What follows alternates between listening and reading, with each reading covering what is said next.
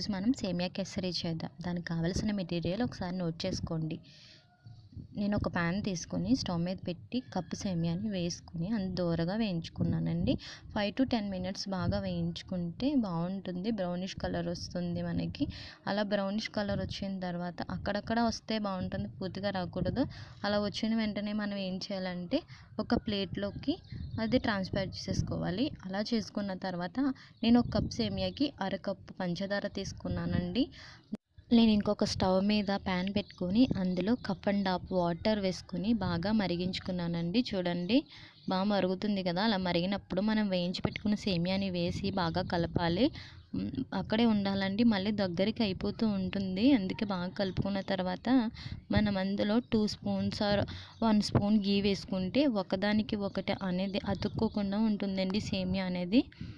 And చాలా easy అండి ఇది మనం తయారు చేయడం. బయట నుంచి తెచ్చుకొని తినే కంటే మనమే ఇంట్లో తయారు చేసుకొని తినచ్చు. చూస్తున్నారు కదా, ఈ గీ అనేది నేను ఇంట్లో తయారు చేసేసిందండి. నేను డిస్క్రిప్షన్లో లింక్ ఇస్తాను. ఎవరైనా హోమ్ మేడ్ గీ నేర్చుకోవాలనుకుంటే ఆ డిస్క్రిప్షన్లో లింక్ అనేది క్లిక్ చేస్తే డైరెక్ట్గా ఆ వీడియోలోకి వెళ్ళిపోవచ్చండి. చూస్తున్నారు కదా, నేను హాఫ్ కప్ పంచదార తీసుకున్నాను కదా, అది సేమియా అనేది ఉడికిన తర్వాత నేను వేసేసుకున్నాను. మరీ మెత్తగా అవ్వకూడదు. అదే మనం సేమియా అనేది కుక్ అవ్వకుండా వేసామనుకోండి పంచదార, ఆ సేమియా అనేది మనకి ఉడకదండి. అలా ఉడకకుండా గట్టిగా ఉండిపోతుంది. అందుకే మనం సేమియా అనేది పలుకుల కింద ఉడికిన తర్వాత, అంటే కొంచెం జావ అవ్వకూడదు, అలాగని చెప్పేసి గట్టిగా ఉండకూడదు. అలా ఉడికిన తర్వాత పంచదార వేసుకొని అందులో ఫుడ్ కలర్ లైట్గా వేసుకుంటే మనకి ఎంతో టేస్టీ అయిన సేమియా కేసరి రెడీ అండి. ఒక కప్పుకి నాకు 4 కప్పులు సేమియా కేసరి అయ్యింది.